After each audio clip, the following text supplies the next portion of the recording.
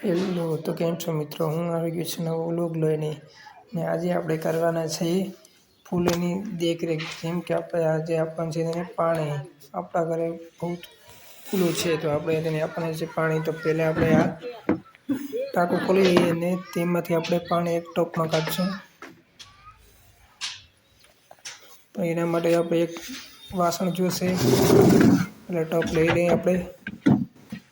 આમાંથી ટપ લઈને આપણે પહેલાં ટપ લઈ લીધો છે. હવે તેના માટે આપણે એક જોશે પાણી કાઢવા માટેનું એક વાસણ. તો એવું આપણે ગાગર લઈ લઈએ પાણી કાઢવા માટેની. ગાગર તો લઈ લીધી છે. હવે મિત્રો 5-6 ગાગર પાણી કાઢી લઈએ.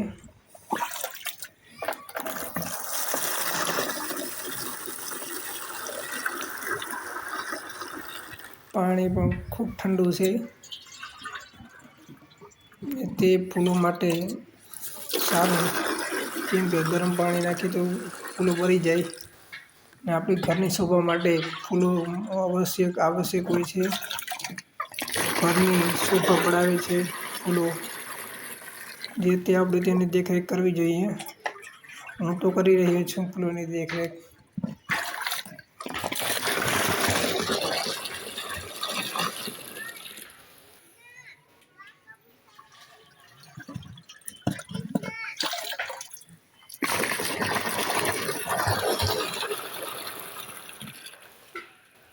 હાલો મિત્રો, પાણી તો હવે આપણે ભરાઈ ગયું છે.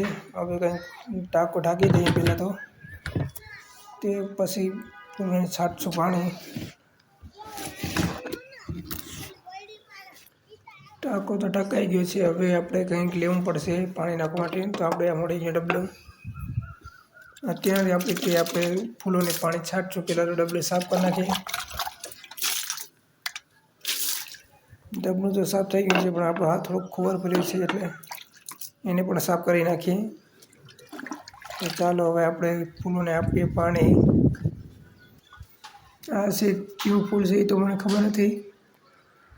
આપણે એને પાણી આપી દઈએ, કેમ કે આપણી ઘરની શોભા વધારે છે ફૂલો, તો પાણી તો આપવું જ જોઈએ.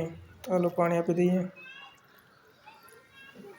અમારા ઘરે અનેક જાતના ફૂલો છે.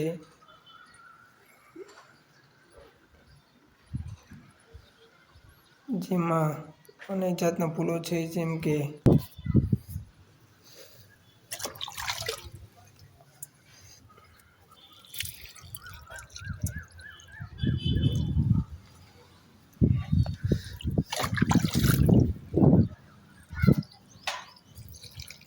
આ કામ કરવાથી આપણે ભારે સંતુષ્ટિ મળે છે.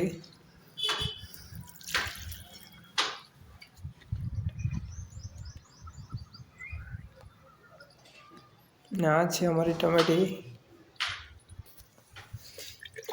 જો મિત્રો, ફૂલને હારે ટમેટી પણ વાવી છે.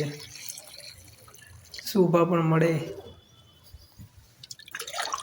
ને ટમેટા પણ મળે.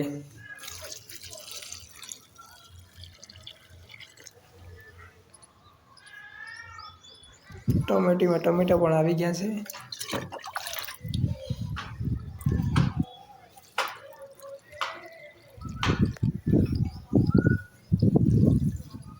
ને આ શું હોય તો ખબર નહીં, કંઈક ફૂલ છે. ને આ છે ડુંગળી. ફૂલની સાથે ડુંગળી પણ આવી છે. ને ડુંગળી પણ સારી થઈ ગઈ છે. રોજ આની કેર કરશો તો સારી ડુંગળી પણ થઈ જશે.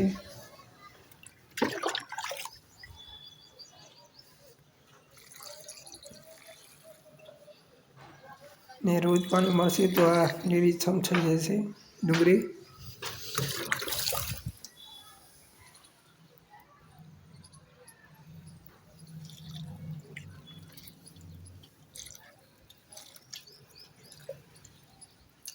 આખું પાણી તો અપાઈ ગયું છે મિત્રો.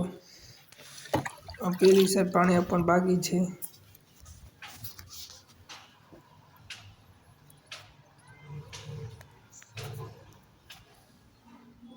ને આ છે ગુલાબના છોડો. 3 છે. થશે આમાં ગુલાબ. થોડી કેર કરવી પડશે.